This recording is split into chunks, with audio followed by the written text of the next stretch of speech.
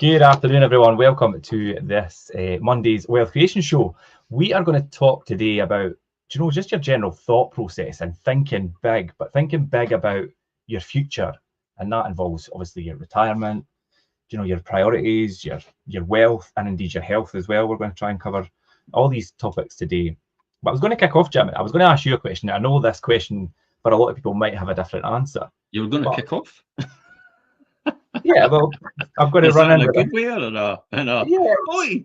No, I've got to. So yeah, this question I think is quite a good one, and like I say, it might have a different answer to different people. But when people are building wealth and they accumulate enough money, why do they then continue, or why do you continue to invest and build wealth and things, when of course there will be some continued risk with that when you're already in a position where you're maybe financially stable? So why do you continue to do it? I ask myself that question every single day. Yeah, honestly, every single day I ask myself that question. Why am I continuing to do that? It's like, what is the point?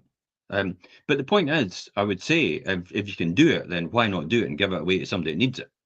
Yeah, I knew that was I think that's why. Because if you've got a gift, and it's not really a gift, is it? It's an acquired skill that you've learned over the years, and you've become very proficient at it, really, in a nutshell.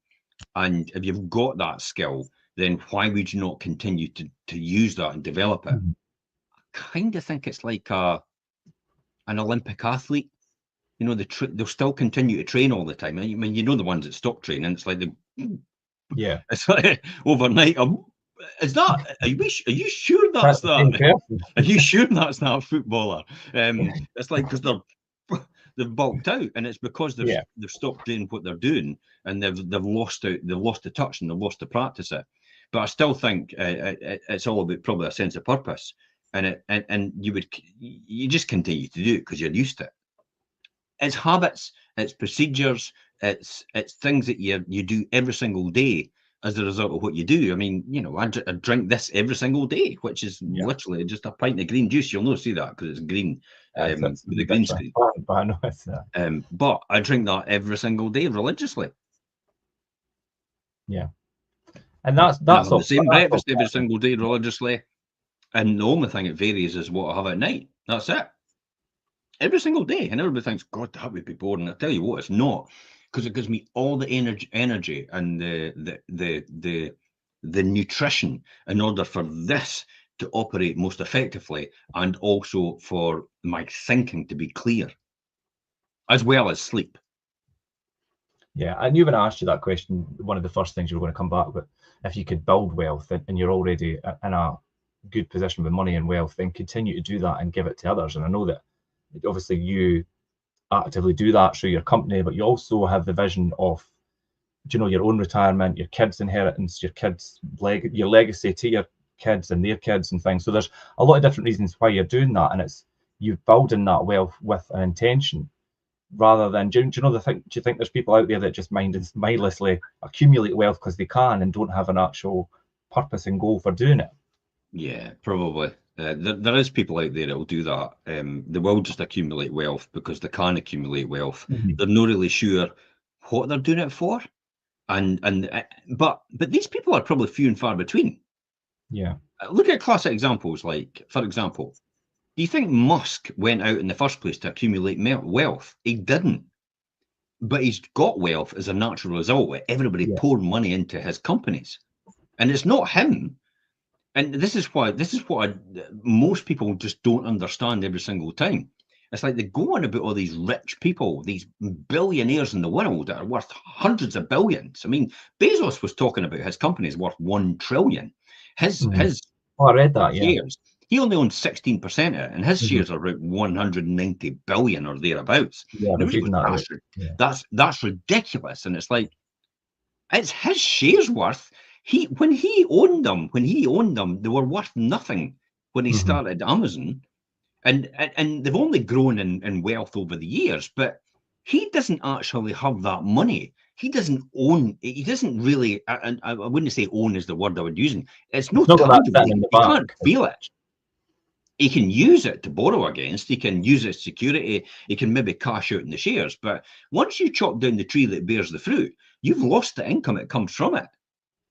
This is what a lot of people that are not as wealthy, and is actually broke or skinned or poor, don't understand. It's like once you chop down that tree that bears the fruit, there's nothing else to give. And I would rather have someone giving all the time and employing people all the time, rather than actually them to chop down that tree, and therefore they're no longer employing people and they're no longer able to give to anybody anymore because they've now realised all that money. Yeah, it's a false economy. And Bezos is in his situation. Now I know obviously we're talking about a lot of money. We're talking about billions here, but you said there obviously he could technically cash out and take the money out and things, but then he's chopping down that tree. He'll also devalue the whole company if he does that. Because everybody straight away, this is what a classic example is. A lot of people look towards existing directors and what they do with their shares. If a director then sells his shares, they better have a good reason behind it, because the market reacts to that straight away, and instantly what happens is, if it's done for any reason that's not explained, the market thinks straight away that the director knows that there's going to be a worst case scenario on the horizon. Maybe they're exiting quickly, therefore the value of the share goes down, therefore the pension funds that have invested in it and the people that have actually put their life savings in that company, therefore their money's devalued straight away as well. So hence the reason why they keep a hold of the shares until it's absolutely necessary to exit. Also, if you make that decision and cashed out early, and obviously in a different league for, say, Bezos, and it was maybe a couple of £100,000, if you do that too early and think, oh, I'll be fine, the cash will get eroded by inflation, and then by the time you get to retirement, it's like, it's not worth anything now, and it's stupidity. It's stupidity beyond reason. But this is driven by the mob, which are now on social media, like these platforms, and the mob says that why has these people got all this huge wealth? Well, they don't. It's just that people put money into their company, which increases the share value of their company, which increases their own personal share. That's all it is. Yeah. We should the mentality about we should eat the rich and take all their money and use it for all these people. But once you've used it, it's gone. That's it. You've done it. It's a one-hit wonder. There's no repeat out of it. There's nothing else that comes with it. So this strategy about we should tax the rich and the billionaires even more and more and more than they're paying. By the way, the billionaire probably pays in like half a day in tax what you would actually make in a whole year. So it's like, for you to say it's like, oh, they're not paying their way. It's like, well, they maybe pay a low rate of marginal tax, which is maybe 9% overall. But that 9% is probably huge in comparison to what anybody else's income is. Yeah, it's a completely different league in terms of. And they've not acquired it just out of just sitting back and doing nothing. They've actually used their expertise, their risk, their capital, and put all that on the line. Musk bought, he sold PayPal, and his share was 300 million, and it could be less, it could be more. It's semantics at the end of the day. But his share was 300 million, say, for example, and then he put it all into Tesla, and then he put it all into SpaceX, and he put everything on the line, last gasp attempt, or I'm broke, Monte Carlo or bust. Yeah. It's like, how many other people would have done that? Probably none. Very few. No, there's very few. They all castigate him for it. They all castigate him for it. And yet he's the one that put his capital at risk. He's the one that put his lifestyle at risk. He's the one that does all these different things. He's the one that puts his neck on the line every single time. He's the one that's accountable to everybody. He's the one that takes all the pressure, all the strain. It's like, no, but we want that as well. But you're doing jack shit. It's like, what are you doing? Nothing. You're going to your 9-to-5 job, and a secure job, getting paid by your boss, and you're getting, a sick pay, you're getting holiday pay, and all the rest of it, and he's not got that. And you think you should have what he's got. Yeah, people have got that kind of sense of entitlement, like how do I not deserve what you've got, but they're not willing to put the work in. No, they've not. They've not put the work in. They don't even know the or they don't have the expertise, or the mental process that you've got to go through to get that, or the learning, or the opportunities you've got to be in, or the rooms you've got to be in, or the doors you've got to knock on to get there, and all that hardship that you go through to get to that point. How many people would have gone on a tank? How many people would have flown from a helicopter dressed as a bride to promote their brand? How many men would have done that to promote their band? virgin brides. You know, how many people would have flown in and done How skyscraper many people jumps would and all even the rest of actually it? think of that as a good marketing strategy? Yeah, Do you know? but how many people would have taken their life in their hands and actually risked their life in order to promote their own brand? Very, very few. Yeah, probably not a lot. Yeah, but Richard Branson did it. Mm-hmm.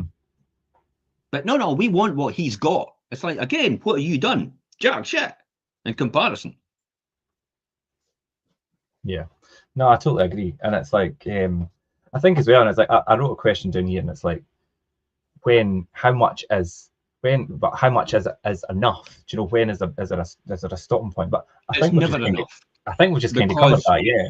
I'll give you an insight into how Branson thinks. This is never enough. Because the more he can make, the more he can help Virgin Unite. Yeah. And the more he can help other people with creating jobs and helping economies as well. It's no negative. The guy's loaded. He's Mm-hmm. sitting on an island. People come and visit him. You know, Sergey Brin, you know, basically rocks up on a boat. Sergey's worth billions in comparison to Richard. And Sergey's the one that goes to Richard for advice. So that's quite interesting, because he's already, like you say, exponentially wealthy in his own right, but still comes to Richard Branson for Of advice course they do, because because of his, yeah. Branson's given away a lot of his wealth over the years to Virgin Unite and all the rest of it. So Yeah. so that's the reason why. Because he could have been just as big as that and all the rest of it. For what reason? Just mass accumulation of wealth. For what purpose? That is not his mindset.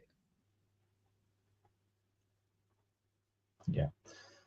So, I mean, obviously, we're talking about all these really wealthy and successful people. But if we bring it back down to, like, do you know, obviously, a different level where people think about their future and building wealth. And I mean, a big driver for that is retirement.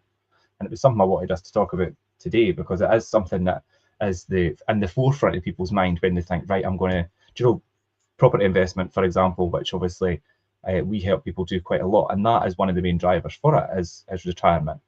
And do you know, their vision and their dream about their retirement plans, and they think, God, I'm not going to have enough money to do this, and that's when they think, right, I need to think of something that's going to help me. They'll never retire. They'll never retire. I'll guarantee you that. Without having a side hustle or something that's going to help them financially get to that point. And I think as well, people now are realizing, you know, the way they live now, to be able to afford to do that in their later life, they're not going to be able to just with a normal pension pot that they've got, or definitely not. Yeah, or definitely not a state pension anyway, or if it's even still around when half of us get to that point. I needed something to clean my glasses. I wondered what you were doing, but yeah, no, that's fine.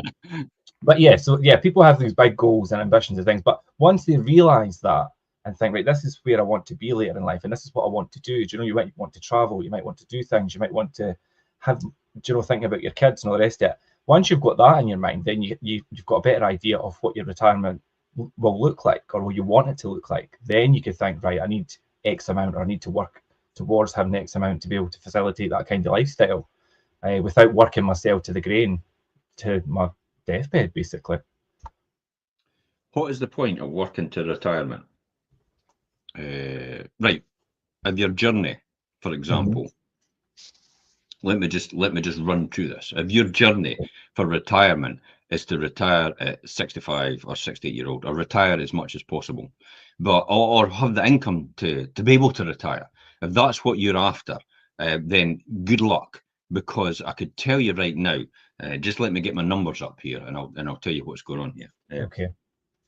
The average lifespan in Scotland is 80.8 years for females and 76.8 years for males. Yeah. So if you're a 60-year-old, guess what? If hands up who's over 60, you just put your hand up, you know, or if you're over 60, right, you've effectively, half of the people over 60 watching this are effectively going to be dead in the next 17 years if you're 60.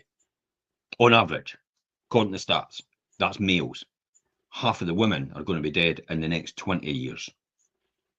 Watching this, which will be an eye opener for a lot of people. So, what's the point then, if that's the case? What is the point? Why are you doing all this? if that's the case. It's like, oh, to retire, it's like, okay, how much you got there now? Are you going to have a really good 20 years of it? And even when you think about it, if that half of get to that age and then they're not going to be here anymore, because remember, some will be before that even. So if that half are there and not get there anymore, then guess what's going to happen? You're effectively not going to be in a position to be able to do anything anyway with your money, because you're going to be that ill that you're just going to roll down to 77-year-old or 81-year-old, and it'll be all over. Switch the machine off. Boo! Flatline. We're done. No dress rehearsal. You ain't coming back. That's the end of it. What is the point then? So why are you trying to save for the future if that's the case? Oh, just in case you make it past there. And I mean, people like myself, I'm in my late 30s, I'm 38, and when they released these stats about life expectancy and things in Scotland, and it was like 76, so that makes me middle-aged, and I'm like, really? Yeah. So I'll be damned if I'm gonna die before 100 years old. Yeah, that's, but you're doing that's why that's the whole point. There's no way in hell I've accumulated all this wealth to basically last 15, 20 years from now, and then we're done. It's like, that's not going to happen. Yeah. I'm going to cheat it, and I'm going to work out, and I have worked out how to live longer. And you're trying to implement that. Well, you are implementing that, not trying. Well, I'm implementing it, and it's working. My gardener sits and tells me I'm an athlete at 42-year-old. When it measures me, so it says it says going by your athleticness, you're 42. You're the age at 42, so I'm 58, and I should get that down more as I progress and train more and be better at what I'm doing. But it's small marginal gains to get to that point. Definitely. So you're talking about thinking bigger, and that is thinking bigger. Yeah. That's like, I'm going to live bloody well longer, whether it kills me. And it will. It kills me or not, I will live longer. It will eventually. I'll live longer, it'll kill me in the process. Well, it will kill you. That's the whole point. I think the thing to take from that is that you obviously had that realization a while back and thought, I'm going to do something about this, and looked at the right ways to do it and doing it, and well, so far it seems to be working. Yeah, definitely. Yeah, I think the biggest lesson for me was my father. Definitely, because the only thing that killed him was the fact that he never did his physio when he was meant to be. So Parkinson's. So, but he wasn't doing any physio or anything like that. So all his muscles degraded as a result. So then when it came to the twist in his bowel or his stomach or something like that, they did the operation, they put it back in place, and they said, if it happens again, there's no chance, because basically you've got no muscle to keep anything in place. And that taught me, wait a minute, your core is essential to have core. And then I've seen a lot of people go on about the fact that if you stop walking, you start to affect all these different things. So all these different things that come in. So the lessons that you learn from other people's, dare I say, failures, catastrophic failures, basically fatal failures, is my benefit. And the fact that I've now realized, it's like, wait a minute, this is the sort of things you need to do. You don't need to get obsessive about it, you just need to do it. Bumped into a guy the other day, John is always out on his bike cycling. John's a lot older than me, and he's very fit. He just had his knee done, and he was well walking. Oh my God, what's happened? Now I was looking at him and thinking to myself, and the first thing I said to him, you better keep walking. Because the day you sit down and you stop doing that and get rehabilitated is the day you're on a steady slope or a dramatic slope to downward. Yeah, that's it. You're done. You're done for. And that will be the beginning of the end for people. And that's quite an example when, the older generation, they fall down the stairs and they break their hip, and the next minute they never come back out of hospital. Never come back, Because they've no rehabilitated, they've no actually exercised all their life, they've no done all these different things, and the repair rate is a lot. As a result of that, your repair rate is a lot longer. Whereas if you kept yourself active all the time and athletic all the time, your repair rate is a lot faster. Because your body knows it's still been trained to repair all the time. Forget this thing about, as you get older, your body forgets and it takes longer to do things. That's crap. It's only because you're not doing all the habits you should have done in the first place when you were younger. You were doing when you were younger. And you don't want to be that person in that position where you're maybe needing an operation or something, and your body just isn't able to come back fit, because, and you'll know yourself that it's because I never done this, I never done this, and it's like, Yes, because too you're late, too not in a late fit now. state. You're not healthy enough. You've not kept yourself active. You've not done anything you're meant to be doing, both mentally and physically. Yeah. So you can talk about retirement, and you can talk about thinking big, and you can talk about all these things, but they're not worth anything unless you do these fundamentals throughout your life. Mm-hmm. This is why you get people like Arnold Schwarzenegger, Stallone, and all the rest of it. And you see all these people living a lot longer and a lot healthier. I mean, for their age, they look like they're worn down in comparison to what they were when they were younger, but they're still going as a result. And I don't think they would have been as active, or they would have been here as long if they hadn't kept doing what they were doing.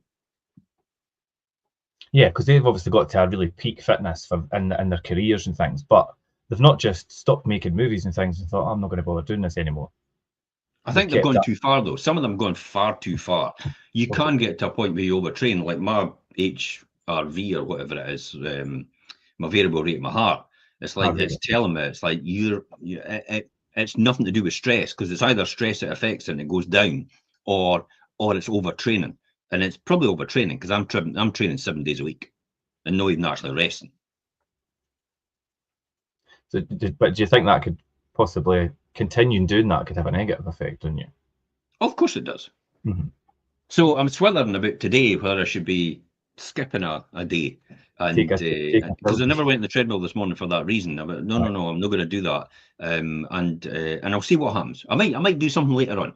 I might even go on the treadmill, put it at a high elevation, and just do a walk on a really 45-degree angle, and walk 45-degree angle for the 31 minutes it tells me I should be doing. And that'll put my heart rate up to 134. That'll be equivalent to walking up places like the mountains, like Kilimanjaro and Everest Base Camp, stuff like that. So that's what I think I might do for the 31 minutes, rather than actually run. They say walking on the incline on the treadmill is a really good way to obviously, it really tests your endurance and a good way to keep yourself fit. Yeah, definitely. So it's all these different things that make a fundamental difference overall in your life. And you've got down here about priorities might change, and they do change. Yeah. I bumped into Vicky pushing a pram. Mm-hmm. And I said, what's this? And he went, grandparents. And I went, what? It's like, you've got grandkids?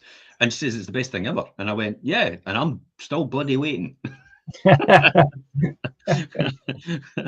And I actually says to her, I'm still waiting. And it's like, I hope this is not going to be all for nothing. No, I'm sure it'll come around soon enough. But yeah, and then like you say, changes. Well, I'd written it here. Your priorities change, and then your outlook changes about what's important to you. Do you know, whether it's grandkids or do you know, even whether you've got health issues and things. We've spoken about this in the past, whereas you've been accumulating wealth and put you in a much better position to get healthcare and things, because you could do things privately rather than wait on the endless list on NHS and things. These are all the benefits. It's definitely the health thing. When we were in COVID, I obviously had that problem with my knee. Mm-hmm. I was referred in COVID to the hospital.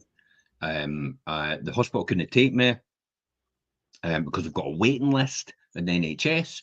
And the physio went, I could actually put you at Professor Mackay over in Glasgow, a private clinic. And I went over to him, I got a consultation, I went, no bother, we'll get you in a couple of weeks. So stuck my mask on, went in, got keyhole surgery, couple of weeks, paid for it. Yeah. No bother. If I hadn't done what I'd done and accumulated the wealth I accumulated, I could never have done that. No, you'd be on a long waiting list, because I've had my knee done and I had to wait on that. And that's one of the reasons why. It's not anything about jumping a queue. It's like, no, I'll go and join a different queue. Yeah. It's like I don't mind. It's like that's what I did it for. That's the whole point. I never wanted to be in a position where I had to wait and it caused a long-term effect. I've seen it so many times, especially with some of the people I've housed over the years, some of the tenants I've housed. It's like they've had, cancer diagnosis, they've had they've had Parkinson's dementia diagnosis, and I'm like, and so what's the hospital saying? You know, is anything going to happen? Or, you know, going to, oh, well, we're on a waiting list. We've got to get assessed first, and you're joking. And it's like, so how long is this going to take? It's like, well, we've been told the waiting list is about 12 weeks. Oh, 3 months. Yeah. To get assessed for cancer. You're sitting with terminal conditions. It's like, oh my God, you've got diagnosed that you've probably got cancer, and they're going to take 3 months to do some sort of tests or something like that. It's like, and 3 months passes, and then by the time 3 months passes, you're kind of thinking to yourself, you're too late now. Yeah. That is the reason why, and I would never want to be in that position. That's one of the driving forces in the very beginning for me. I would never ever want that situation ever to happen to me, because I saw it so many times in the people that I've housed over all these years, and we've been a landlord and looking after them. It's ridiculous. It's criminal the way the NHS works. It's literally criminal the way it works. Yeah, it is a wee bit. It can be quite a bit of a reality check, especially if you've got a family member or somebody close to you, or even yourself, in that position. It's like, hold on, wait a minute, I'm going to have to sit on this list, and I could potentially have something that's fatal to me. So that's when it brings into question, when you say, what we say about priorities changing. You might have your whole retirement plan planned out, and this is how much I need. And then if you've got kids, and then you end up with grandkids, and then you end up with health issues and things. So how much is enough? Well, it's never enough, because you never know what's around the corner. Well, the classic example is if your children need help with maybe their first house, if Yep. they need help with maybe they're splitting up and they need somewhere to go.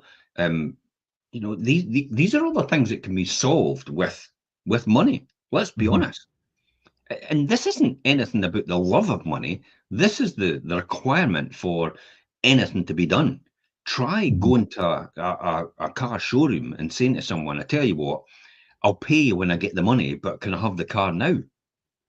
That's not going to happen. Try turning around to the bank and saying, I tell you what, I've not got the money now, but can I just miss out my mortgage for the next year, and I'll be owe you it? No, that's not going to happen. It's just a fact of life that that's the way the world works. It's you have to pay somebody for their services, because they can't do things for free. Yeah, you need to have money there to pay for these different services. Regardless of what situation you're in. Look at a classic example. Here's another one: probate. Yeah. Probate is absolutely unbelievable. I mean, my father's never had the probate's still not sorted out, and that's over a year. Yeah, it goes for ages. Yeah, that's over a year, and my mother doesn't really have access to the necessary funds in order to heat the house. So I'm doing it the weekend, and the house is blooming freezing.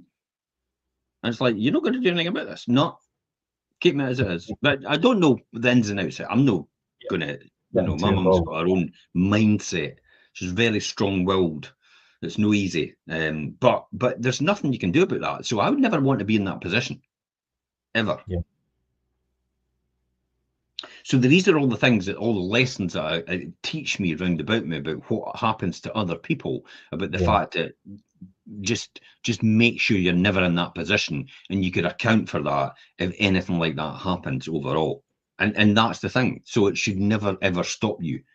Look at the amount of times you've seen on social media about how people have to get fundraising in order to get an absolutely necessary operation for their child. It's like, what? What is the world come to where you're having to do that? But then it's clearly evident that you could obviously learn a lot and implement it into your own situation by just being really observant about what happens to other people around you, and like you say, through social media and different platforms and things. And think to yourself, you never want to be in that position. How do you ensure that you're not going to be in that position? By doing something and accumulating wealth for your future. But that takes sacrifice, remember. So while everybody else is away on their holidays when they were in their teens and in their 20s and in their 30s, and they were having a great time, Gran Canaria and all the rest of it, I never went to any of these things. We never did any of that stuff. All my money I was going to spend, if they spent on holidays, I put into property investment. Every single penny. And I didn't go out in numerous nightclubs and all the rest of it, and all weekends away and food and all the rest, and, you know, great restaurants and high prices and hotels and all these different. I never did any of that in the beginning. All that money went into property investment Which while I was all of that, working full time at the same time. and all of that, I mean, you see it on social media all the time, and it's just the expectation that this is what everybody should be doing all the time. Do you know, like on a Of regular course, basis, not even just like a one-off, like now and again thing. It's it's something that you see people doing regularly.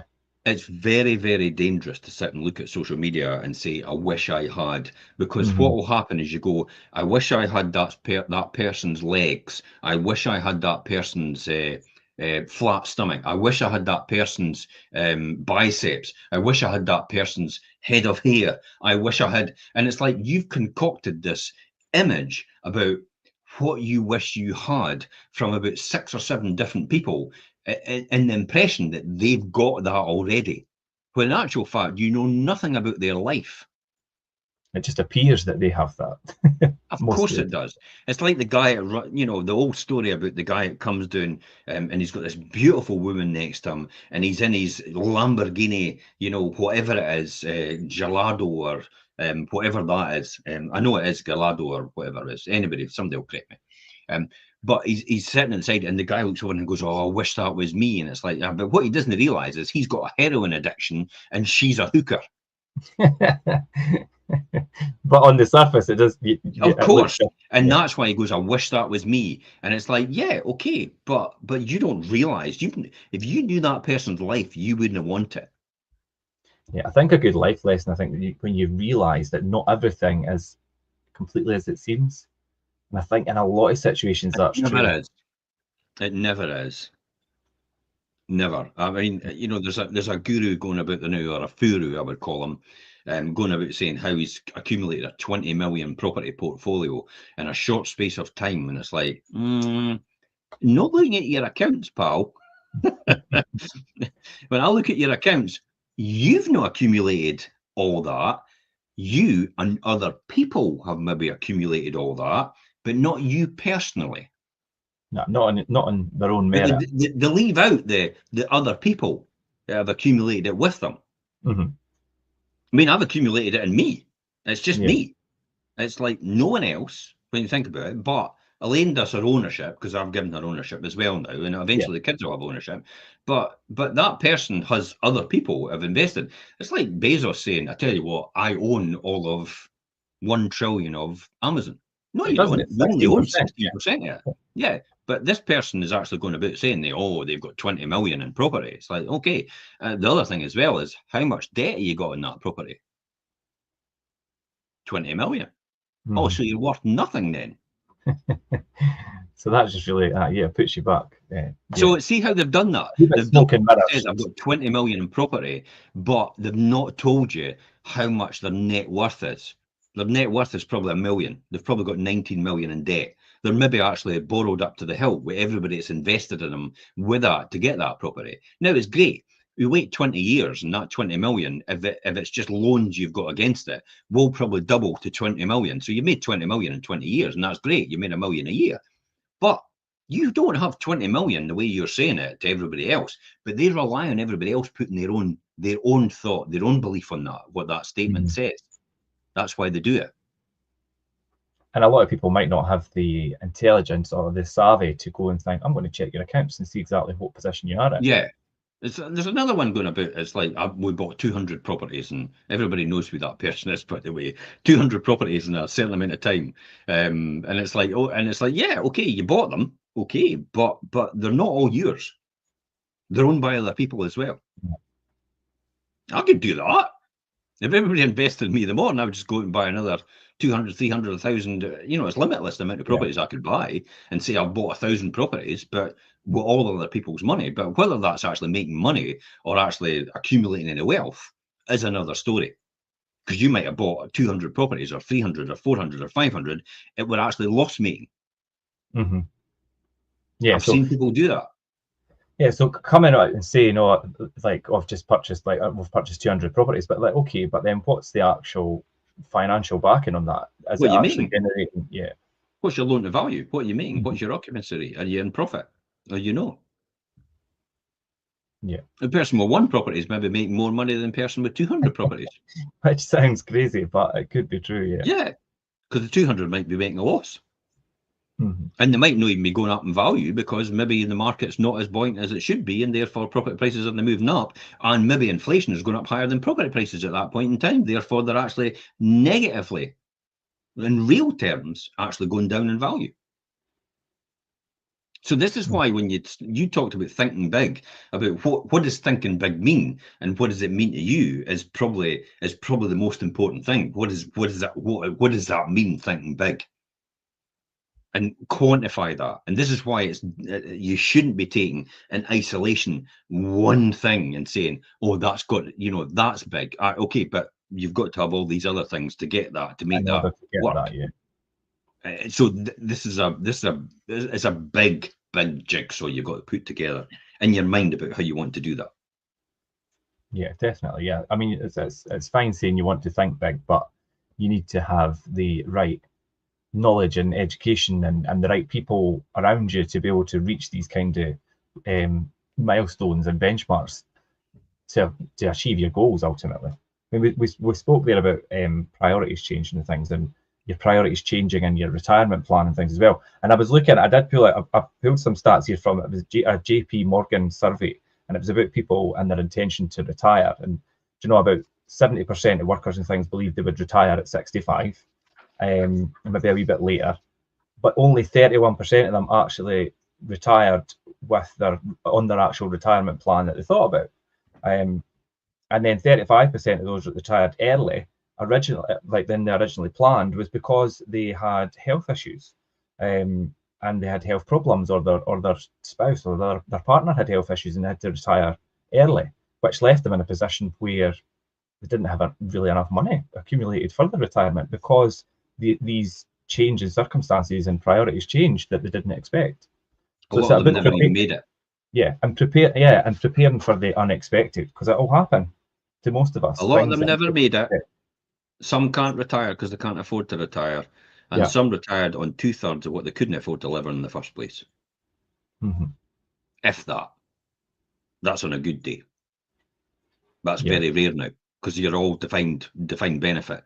You're not, or your money purchase pensions now. You're not defined benefit anymore, where it's like 2/3 of what what your salary was. That's what defined benefit is. You're on money purchase now, which is you build a portfolio of fund, and then that's what you have to retire on for the rest of your life. And that might not give you enough.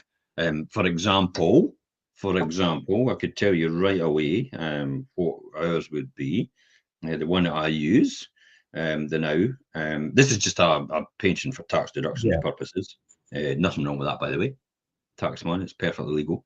So I just put this in to keep me in lower rate all the time. So if I was going to retire, plan for the year ahead, savings, subject pension, plan retirement income tool, start exploring, and it tells you something like based on what you've got, your pension income and all the rest of it. You will get, if I retire at 67-year-old, that's 9 years from now, I will get, including my pension, 34,000 a year. Right. Okay.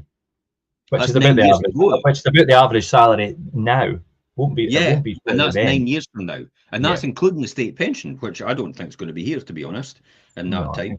If I have to try and top that up, I've got to top that up by a huge amount in order to get there. So if you take the state pension, which is 11 grand, I'm only really getting about 21,000 a year out of what I've got, and the fund is only about 300,000. So when you think about that, and then you put it into context, plus the fact is you're going to get taxed on that when you take it out, by the way. And your 25% that you thought you were going to get is only 25% in a lump sum if you put it in an annuity. If you purchase an annuity, which in my opinion is a waste of time, it's a waste of money, to be honest, because it more or less devalues your pension. If you purchase that, that's when you get 25% out. Other than that, you'll get 25% tax free every time you draw it down, apparently. Now, if somebody's a pension advisor, you can tell me if that's correct or not. But it's only if you take out 10,000, then 2,500 of that's going to be tax free, and then 7,500 of that's going to be taxed as your normal tax rate. And that's the only way you'll get it. So you'll not get big lump sums unless you buy an annuity with it. But you buy an annuity, then you've got a set amount every single year you're getting out, whether you like it or not. That's no my sort of thing, yeah. I never wanted to be controlled by a pension. No, and that example you just gave us of the pension and things, if that was your only option once you retired, it wouldn't leave you in a very good position. No. No. But the average pension for retirement is 60 grand.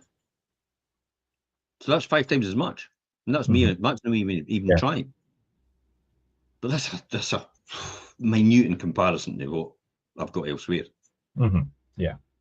But that is quite a good example of what, do the normal Joe Blogs will have set up for their pension. Aye, effectively. That or probably less. Yeah, I mean, my kids have got the same. My kids have got the same sort of pension as me, exactly the same. As soon as they were born, or as soon as I found out they were getting tax advantages, even from birth, for putting money into their pension, it's like, oh my God, they're getting tax advantages. That's brilliant. Let's get money in there. So then they built a pension as well. So by the time they were not even out of school, they had pensions when they were at school. You're allowed to do it. Taxman gives you money back. I don't have kids, but if I did, then that would be the first thing I would do. And it was you that taught me that. And it was when I spoke to you about pensions, I didn't have a private pension. I do now, and I've done for a while. But it's so important to do that as soon as you can. So I think is the more important thing. When you get to retirement, Richard, or you could retire anytime you want. It's nothing to do with it's everything to do with money. It's nothing to do with age. Remember, but when you get to that point where you ultimately retire, you're going to get a shock. Because I'll tell you, most people will get a shock because the pension for the government will more or less be means tested from then on. It will not be. I mean, you've got 20 years yet, so by the time that comes around, the governments around the world are broke. They're in debt up to their eyeballs. Why do you think Trump's having a huge fight over tariffs and saying, well, you're taking more than us and all the rest of it? Because they can't keep going. What they're doing every year is all they do is they keep printing money and more money, and they never actually pay it back. Therefore, their debt's actually high. Therefore, there's more money in circulation. Therefore, inflation pushes all the prices up, and you can't go back. You can't pay that debt down anymore because you can't take in enough taxes to pay it down anymore because you have to keep the whole system going. Because if you start deflating, then therefore people lose their jobs and it gets worse. Yeah, and that's so we're all at this level and you can't go back. But you can if you do something different individually for yourself and you think big enough to be able to create an income and a lifestyle for yourself, which will allow you to break out of that system and no longer be reliant on that to look after you. I was just going to say, a lot of people are stuck in that mindset where they're reliant and think, oh, it's fine when I get to retirement, I've got the government's going to help you and things. The state's going to look after me. Yeah. I'm right. Yeah, don't kid yourself. It's the whole government system is a pyramid scheme from the very beginning. You pay taxes into a system which basically doesn't give you the value back of what you paid in. You'll never see it. It's just what they call an insurance policy as such, a national insurance policy. But really, ultimately, what's going to happen in the years to come is all the money is going to end up going to people who are vulnerable, can't afford it, or just won't want to afford it. Yeah. That's what's going to happen. And that's not where you want to be. You don't want to be one of these people if you can help it. Everybody can help it. I don't believe anybody can not help it. I could show for everybody that says I can't do it because of, I could show you someday it did it because of. That's a classic. Definitely. Somebody that's done it before is somebody else that could show them how to do it. And the exact same, I mean, look at Nick Vujicic. We've talked about him before. It's like no arms, no legs. It's like, my God, that guy does speaker circuits and he makes an absolute fortune. So you tell me that you can't do, and yet he does it. Yeah, it makes people's normal day-to-day excuses about not doing things really in perspective. Look at the Paralympians. They're classic examples to hold forward. It's like, wait a minute, they can do it.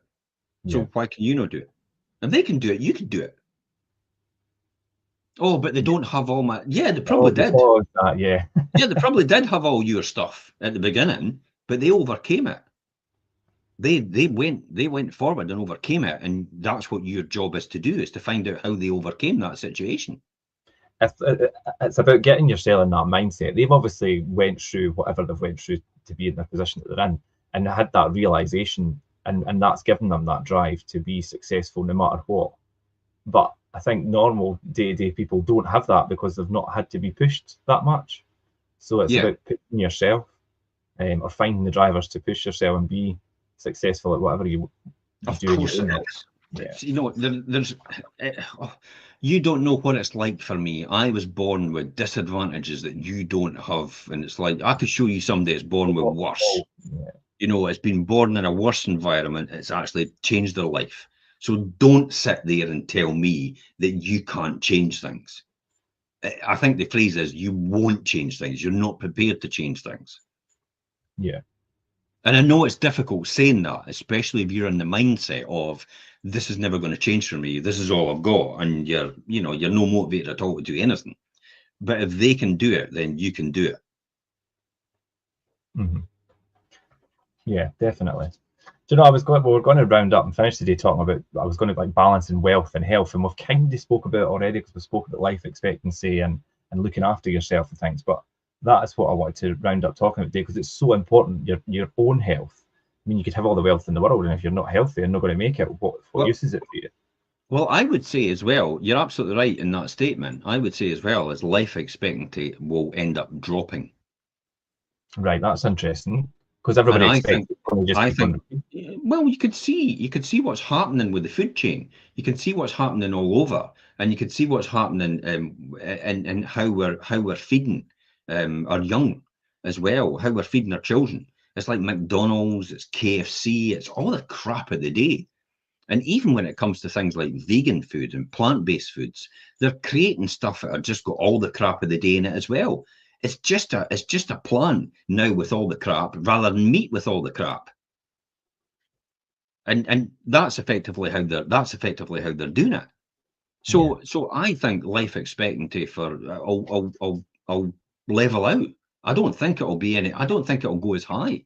I think it'll always end up staying like that.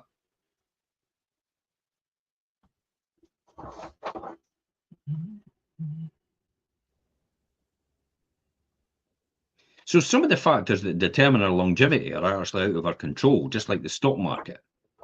But we have to say that healthy aging is probably the most important thing, I would say.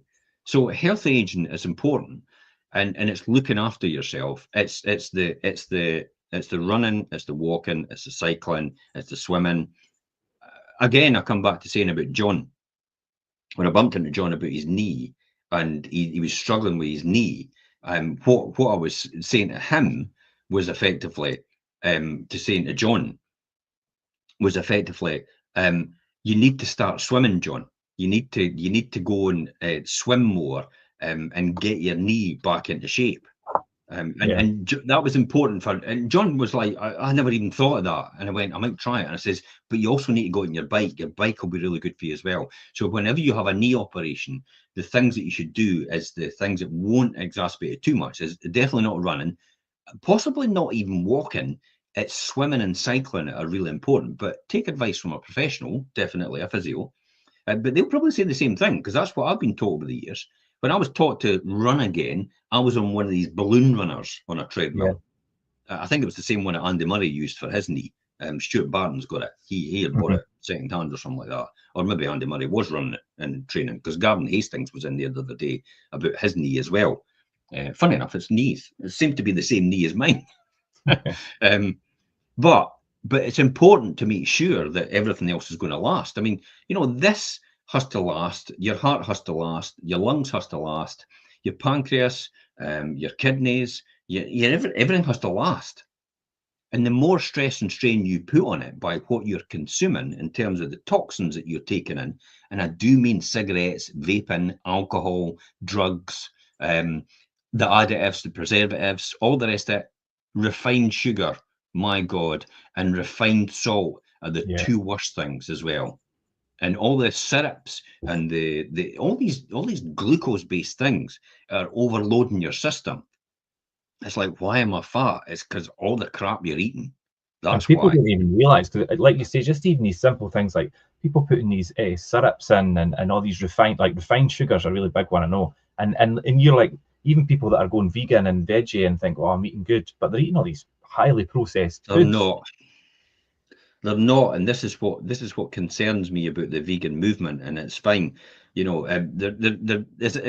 Let's be honest, it's called vegan, but they're not really vegans. They'll still wear leather shoes and all the rest of it, and it's just they've got a vegan food diet. That's all. So they Yeah. don't eat meat, they don't touch dairy or anything like that. They're really plant-based, if that makes sense. Yeah. And the key out of that is being plant-based is you've got to make sure you eat plants and you don't eat chemicals to be healthy. Hence the reason why cold pressed juice. So it's cold pressed, and the reason it's cold pressed because if you put any nutrient or any foodstuff into a high speed juicer, it loses a lot of the soluble fiber as a result of it. Plus, it also kills the nutrition at the same time. So you cold press it to actually keep the nutrition, but get rid of most of the unsoluble fiber. Right. Okay. And that's the reason for that cold pressing. But it's efficient as well. But you could also eat just fruit as it stands. You could eat fruit and veg and all the rest of it for your lunch if that's what you want to do. But for me, I just need a lot of nutrition because for me, I need a lot of different vitamins and minerals and especially a higher protein content than normal, because if you're building muscle and you want to build muscle to protect your joints, then muscles, it's the proteins that actually help the muscle build. So the lack of. Now remember, let's be honest, no one in their whole lifetime in the history of this world and ever has died of a protein deficiency. No one. So all that crap that you see on the boxes about high protein is all marketing. It's always had that. It's never changed. It's not deliberately engineered to have high protein. It's just that's the way it is. And you've been eating it all the time. So you don't pay a premium for it. You just make sure you check the label and the packaging to see what you're getting. But normally I usually go for things that are good protein content, good fiber content, and actually of the carbohydrates, a lower sugar content than carbohydrates. And fats. I'm all right with fats. Fats are good for you in the right quantities and things, and the right kinds of fats. Fats is what you burn when you actually work out. So fat is what you should burn when you work out. You shouldn't be burning calories, if that makes sense. You shouldn't be burning carbohydrates, because carbohydrates are effectively sugar. That's all it's doing. Your body takes carbohydrate and changes it to sugar, so for glucose, so you can actually your body can run. You want it to burn the fats. If I remember correctly, I think when it comes to fats, and like you're saying, they're the things that you burn off. Like they measure it in kilojoules energy and things, and I fat. know what it is. Yeah. They take the food, they put a torch to it, and that's it. And does it how quick it burns determines the calorific value. Yeah. And it's like that's crap. So something that's got 200 calories, it can be completely different from something else that's got 200 calories. Like for example, I could have a whole load of veg and everything's got nutrition in it, and that could be 200 calories, which is a huge basket of stuff. And compare it against a McDonald's burger, and a McDonald's burger could be 400 calories. So do you eat the McDonald's burger at 400 calories, or do you eat the fruit and veg? I think I know what one works. Yeah. But most people go, oh, the burger, protein and all that. No, don't kid yourself. Calorific value, yeah, it's like it's got all the fats. It's like, no, it's no. It's crap. They left the McDonald's burger out for 7 years. McDonald's burger and chips. Apparently, I saw it on social media for 7 years, and it never decayed. It just looked exactly the same. By the way, you can do that with most vegan food. Yeah, all this processed stuff. Yeah.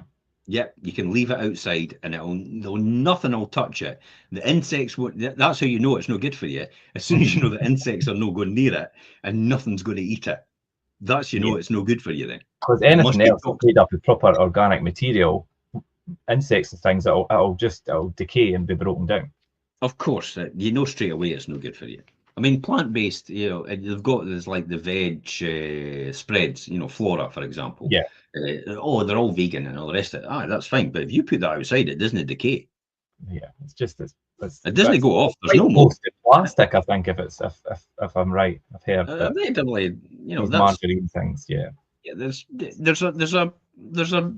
a train of thought, and there's some basis in the fact that, you know, margarine is just plastic. Yeah, I've heard that. Yeah. But Yeah, then, you get but then you don't know what's right and you don't know what's wrong because you get fed so much information via social media and the agenda of who's behind it. Mhm. Classic example is like Italy, for example. We're banning lab grown meat. Okay, so who's banning it? Oh, right, okay, because it's to protect your farming industry. It was Yeah, nothing. I don't think the thing was, oh, we've know about health and all the rest of it. Okay, but you'll still allow vaping, and that's no yeah. tested. So you'll allow vaping, but you'll ban lab grown meat, and because it's no tested, but you'll allow vaping, and that's no tested either. We'll wait and see how everybody turns out for vaping instead. Yeah. And it's just Yeah, I so know. there's hidden agendas behind what goes on in the background, and you know what they say. It's the whole thing about man speak with forked tongue. Mhm. You don't know what the real reason behind it is. And you've just got to take the information in and digest it for yourself, and actually think what is the real reason this is coming forward. What is it I'm not seeing that I should be aware of about the statement I've just heard? Mhm. That's the sort of things you've got to do. So again, it's your wealth and your health are vital. If you've not got your health, you've not got your wealth anyway. No, Your wealth is all for nothing. and that's why obviously the balance with wealth and health. Do you know, it's all right having one, but if you don't have the other, then do you know it kind of cancels each other out. And Well, you like you could say, still have your health, but and not have any wealth, and that'd be yeah, fine. yeah. But if you've not got your But health and you've got this wealth, but if you've got your wealth and you've got no health, there was no point. Mhm. There was no point. So which one's more valuable? Your health, Nailed always, it.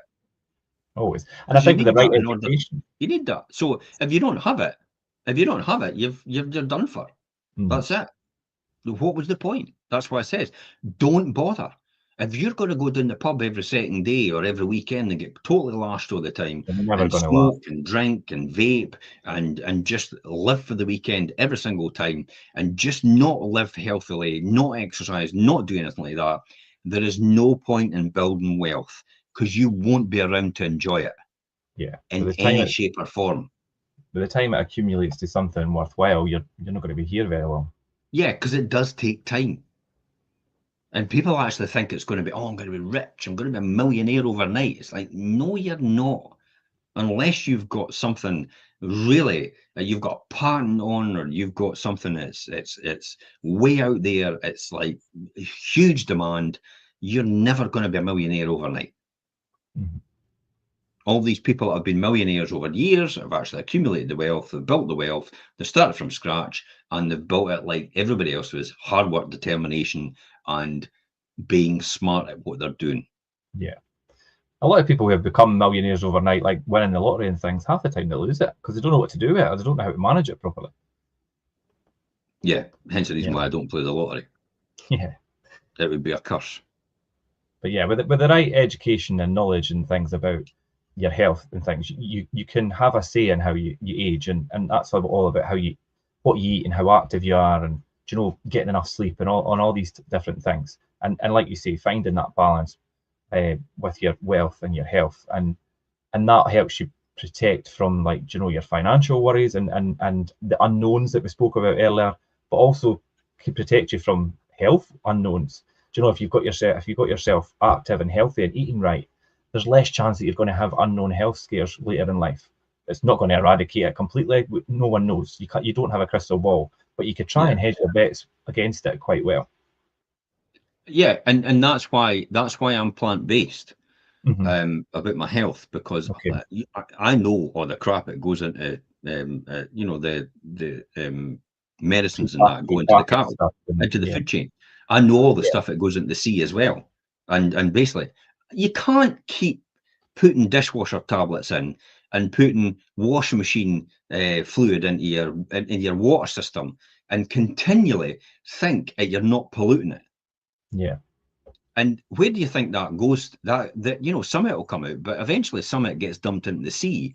And what do you think consumes that? It's the fish. Mm-hmm.